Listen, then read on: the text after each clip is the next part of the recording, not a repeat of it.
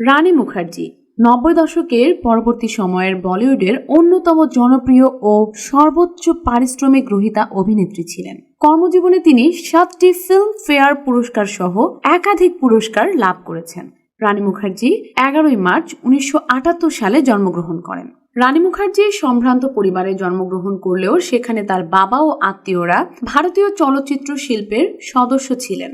রানী মুখার্জি জীবিকা হিসাবে চলচ্চিত্রকে বেছে নেওয়ার বিষয়ে উচ্চাভিলাষী ছিলেন না।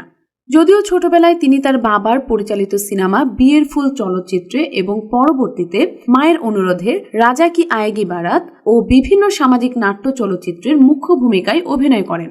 এরপর নিয়মিত অভিনেত্রী হিসাবে তার কর্মজীবন শুরু করেন। কুছ কুছ হোতা হে চলচ্চিত্রে শাহরুখ খানের বিপরীতে তিনি একটি সহযোগী চরিত্রে অভিনয় করেন।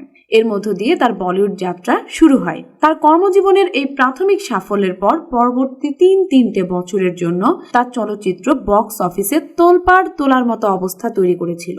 যশরাজ ফিল্মসের ব্যানারে সাথিয়া চলচ্চিত্রে অভিনয়ের মাধ্যমে তার কর্মজীবনের বড় সাফল্য আসে। তার পিতা রাম মুখার্জি একজন অবসরপ্রাপ্ত পরিচালক। তার মা কৃষ্ণা মুখার্জি চলচ্চিত্রে গান গাইতেন। তার ভাই রাজা মুখার্জি একজন চিত্র প্রযোজক, আর তার মাসি হলেন প্রখ্যাত অভিনেত্রী দেবশ্রী রায়। বলিউড অভিনেত্রী কাজলও তার আত্মীয়। তিনি বিখ্যাত পরিচালক প্রযোজক যশ চোপড়ার বড় ছেলে পরিচালক প্রযোজক আদিত্য চোপড়াকে বিয়ে করেছেন।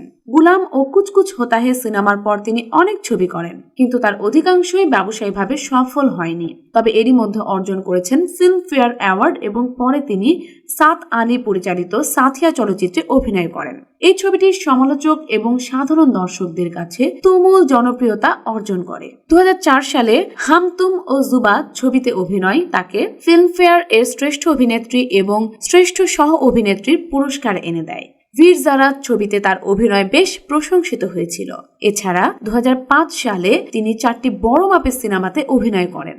বান্টি অর বাবলি ছবিতে সাফল্য লাভ করেন তিনি। এছাড়া অন্যান্য ছবিতে তার অভিনয় প্রশংসিত হয়। ব্ল্যাক সিনেমাটি এর মধ্যে অন্যতম। অভিনয় ছাড়া বিভিন্ন সময় রানী মুখার্জি বিভিন্ন দন্তব্য সংস্থার সাথে যুক্ত হয়েছেন। তার উল্লেখযোগ্য প্রদর্শনী হচ্ছে টেম্পটেশন ২০০৫, যা তিনি নয়াদিল্লিতে করেছিলেন। প্রতিবন্ধীদের জন্য তিনি অর্থ যোগানের উদ্দেশ্যে এই শো করেছিলেন। শাহরুখ খান ও প্রিয়াঙ্কা চোপড়াও এই সময় তার সাথে অংশগ্রহণ করেছিলেন।